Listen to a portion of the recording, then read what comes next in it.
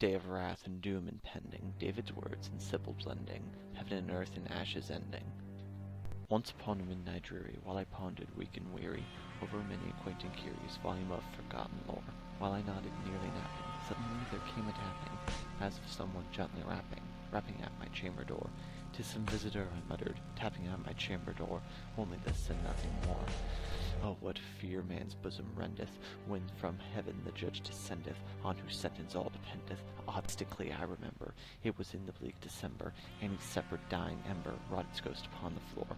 Eagerly I wished the morrow, and vainly I had sought to borrow from my books a cease of sorrow for the lost Lenore, for the rare and radiant maiden, whom the angels name Lenore, nameless here forevermore. And the silken, satin certain rustling of each purple curtain filled me with fantastic terrors never felt before, so that now to still the beating of my heart I stood repeating, "'Tis some visitor entreating entrance at my chamber door, some late visitor entreating entrance at my chamber door. This it is, and nothing more. Wondrous sound, the trumpets flingeth, through earth's sepulchres it ringeth, all beneath the throne it bringeth, death is struck and nature quaking, all creation is awaking to the judge in answer making." Presently my soul grew stronger, hesitating then no longer. "Sir," said I, "oh, madam, truly, your forgiveness I implore, but the fact is I was napping, and so gently you came rapping, and so faintly you came tapping at my chamber door, that I scarce was sure I heard you. Here I opened wide the door, darkness there, and nothing more. Lo, the book exactly worded, wherein all hath been recorded, thence shall judgment be awarded." Deep into that darkness peering, long I stood there, wondering, fearing, doubting, dreaming dreams no mortals ever dared to dream before. But the silence wasn't broken, and the stillness gave no token, and the only word there spoken was the whispered word, "Lenore." This I whispered, and in echo murmured back the word Lenore, merely this, and nothing more. When the judge his seat attaineth, and each hidden deed arraigneth, nothing unavenged remaineth. What shall I, frail man, be pleading? Who for me be interceding, when the just our mercy needing? Back into the chamber turning, all my soul within me burning, soon again I heard a tapping, somewhat louder than before.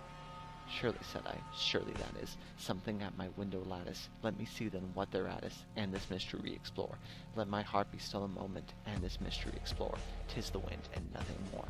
Open here I flung the shutter, when with many a flirt and flutter, in there stepped a stately raven, of the saintly days of yore, not the least obeisance made he, not a minute stopped or stayed he, but with mien of lord or lady, perched above my chamber door, perched upon the bust of Pallas, just above my chamber door, perched and sat and nothing more. "King of majesty tremendous, who dost free salvation send us, fount of pity then befriend us." Then this ebony bird beguiling my sad fancy into smiling, by the grave and stern decorum of the countenance it wore. "Though thy crest be short and shaven, thou," I said, "art sure no craven, ghastly grim and ancient raven, wandering from the nightly shore. Tell me what thy lordly name is on the night's Plutonian shore." Quoth the raven, "Nevermore." Then kind Jesus, my salvation, kind's thy wondrous incarnation, leave me not to reprobation.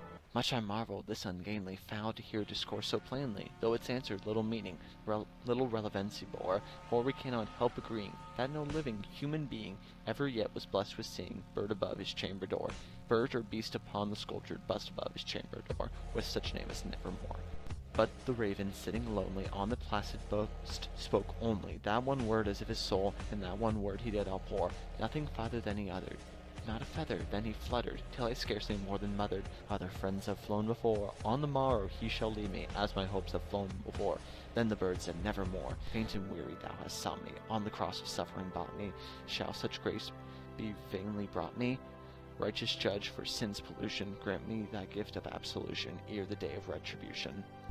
Startled at the stillness broken by reply so aptly spoken, "Doubtless," said I, "what at others is its only stock in store, caught from some unhappy master, whom unmerciful disaster followed fast and followed faster, till his songs one burden bore, till the dirges of his hope that melancholy burden bore, of nevermore.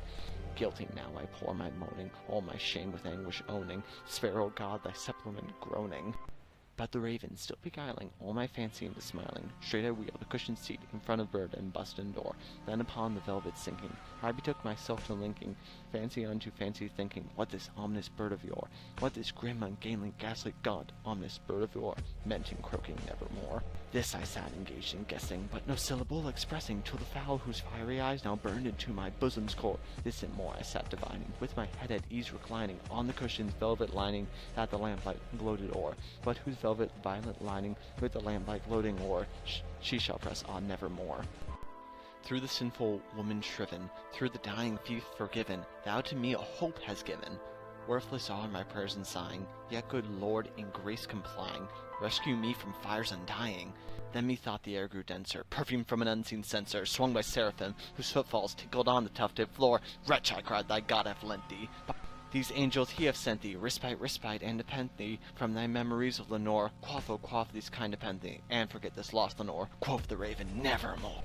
With thy sheep a place provide me, from thy goats afar divide me, to thy right hand do thou guide me. Prophet said I, thing of evil, prophet still of bird or devil, whether tempter sent or whether tempest tossed thee here ashore.